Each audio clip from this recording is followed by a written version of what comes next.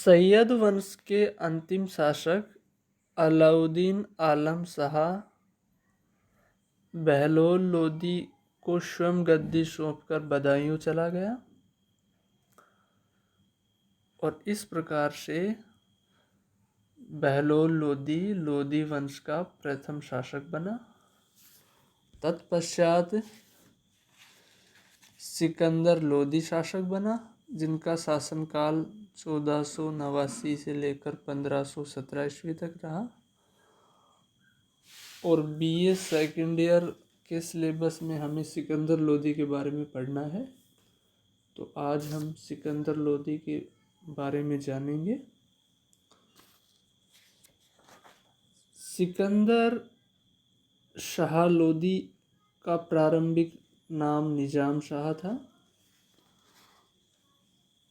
उसने अफगान सरदारों से समानता के व्यवहार को त्याग दिया तथा सुल्तान को सर्वोच्च मानने के लिए बाध्य किया। सिकंदर लोदी ने स्वयं एक बार कहा था कि यदि मैं अपने गुलाम को भी पालकी में बैठा दूं तो मेरे आदेश पर मेरे सभी सरदार उसे अपने कंधों पर उठा ले जाएंगे। उसकी सबसे बड़ी सफलता थी जौनपुर को साम्राज्य में मिला लेना। इस समय जौनपुर का शासक सिकंदर शाह का बड़ा भाई बारबक खां था। उसने बंगाल के शासक हुसैन खां से समझौता किया। इस समझौते के परिणाम स्वरूप हुसैन शाह ने जौनपुर के सरकी शासक को मदद न करने का वादा किया। इसने बिहार को भी दिल्ली सल्तनत का अंग बना लिया। राजपूत शासकों के विरुद्ध भी सिकंदर को कुछ सफलता मिली। उसने धौलपुर, मंदरेल, नरवर, नागौर को जीतने में सफलता पाई, परंतु समय समय पर ग्वालियर के राजा को परास्त करके तथा उससे राजस्व वसूल करके भी ग्वालियर को अपने राज्य में शामिल नहीं कर सका। 1504 ईस्वी में राजपूत राज्यों पर अपने अधिकार को सुरक्षित रखने के लिए उसने आगरा में एक नवीन शहर बसाया।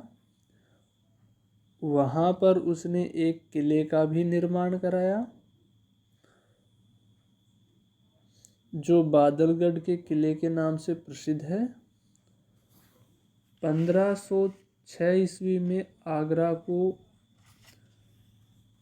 दिल्ली सल्तनत की राजधानी बनाया। उसने अपनी गुप्तचर विभाग को काफ़ी सशक्त बनाया।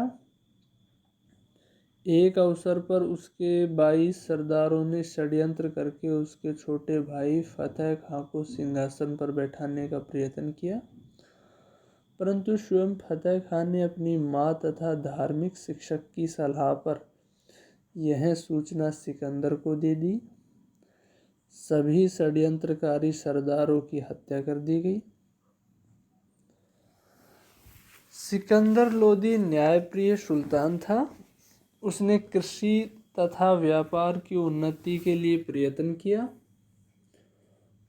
उसने भूमि की माप कराई तथा भूमि माप के लिए उसने अपने नाम का एक पैमाना चलाया, जो गजे सिकंदरी के नाम से जाना जाता है। यह पैमाना लगभग 30 इंच का होता था। इसने कृषि विकास के लिए खाद्यान्न पर से ज़कात को हटा लिया था। धार्मिक दृष्टि से अगर हम देखें तो सिकंदर असहिष्णु था। उसने नगरकोट, मथुरा, मंदेल, नरवन, चंदेरी आदि स्थानों के मंदिरों को तोड़ा। उसने बोधन नामक एक हिंदू को इसलिए मृत्युदंड दे दिया क्योंकि वह हिंदू तथा मुस्लिम दोनों धर्मों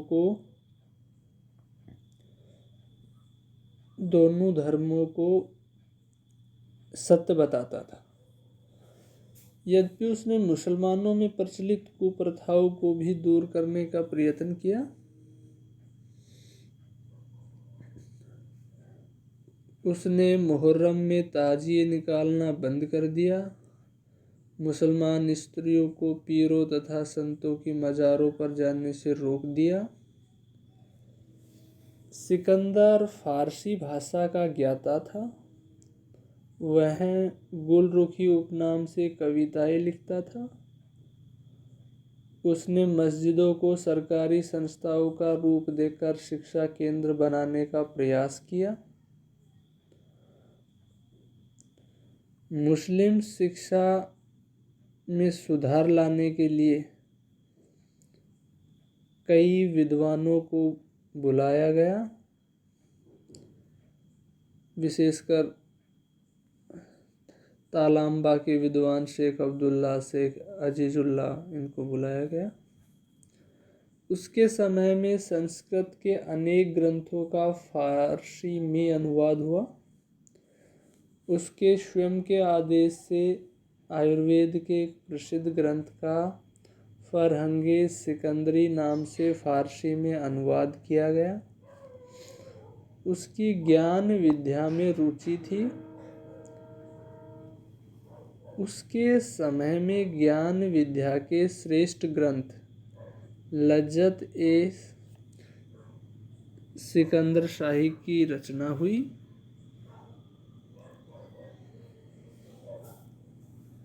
अब हम सिकंदर का अगर मूल्यांकन करें तो मध्यकालीन इतिहासकारों ने सिकंदर लोदी को अत्यधिक प्रशंसा की है। उसको एक सुयोग्य, न्यायप्रिय, उदार, ईश्वर भीरु शासक बतलाया है। इसमें कोई संदेह नहीं कि वह लोदी वंश का सबसे कुशल शासक था। उसने न केवल विरासत में प्राप्त सल्तनत को कायम रखा अपितु उसका विस्तार भी किया। यह अवश्य है कि उसने अपनी धर्मांधता के कारण अपने अच्छे शासन प्रबंध के प्रभाव को नष्ट कर दिया।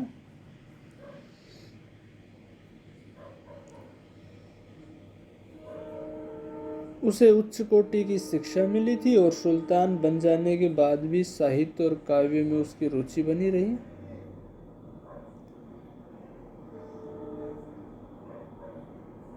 यद्यपि इतिहासकारों ने जो है सिकंदर के गुणों का तो उल्लेख किया, परंतु उसके दोषों पर पर्दा डालने का काम भी किया है। जैसे बताते हैं कि वह चोरी छिपे शराब पीता था, संगीत नृत्य का आनंद उठाता था और वह इस्लामी परिपाटी के विरुद्ध अपनी दाढ़ी बनाया करता था। प्रतिदिन 5 बार नमाज भी नहीं पढ़ता था। लेकिन इन सब के बावजूद भी वह एक अच्छा योद्धा और सफल सेनानायक था और बिहार की विजय उसकी मुख्य सफलता थी। इसके अलावा उसने धौलपुर, नरवर, चंदेरी, ग्वालियर राज्य के कुछ हिस्से को भी जीता और इन विजित क्षेत्रों की शासन व्यवस्था का भी उसने उचित प्रबंध किया। और हमने जैसे पहले बताया कि गुलरुखी उपनाम से वह स्वयं कविताएं लिखता था।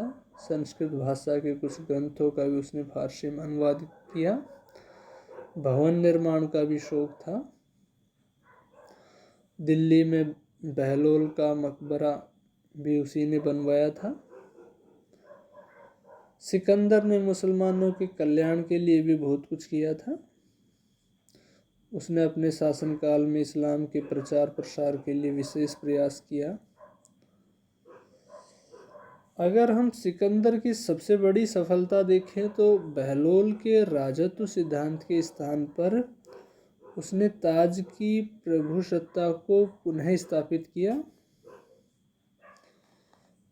बहलोल ने ताज की प्रतिष्ठा को गिराकर अपने अफगान सरदारों को विशेष सम्मान और सुविधाएं प्रदान की थी और उनके आय व्यय के मामलों में बहुत कम हस्तक्षेप करता था। परंतु सिकंदर ने बहलोल के समकक्षों में प्रथम के सिद्धांत को बदल दिया। उसने अपने सरदारों से ताज के प्रति उचित सम्मान एवं आचरण की मांग की और जिन सरदारों ने जरा भी अशिष्टता अथवा अभद्र आचरण किया उनके खिलाफ सख्त कार्रवाई की। उसने उनके आय व्यय के हिसाब की सतर्कता से जांच करने के आदेश दिए और दोषी सरदारों को दंड देने की नीति अपनाई। इस प्रकार उसने ताज की प्रतिष्ठा को पुनः कायम किया और यह उसकी एक बड़ी उपलब्धि मानी जानी चाहिए।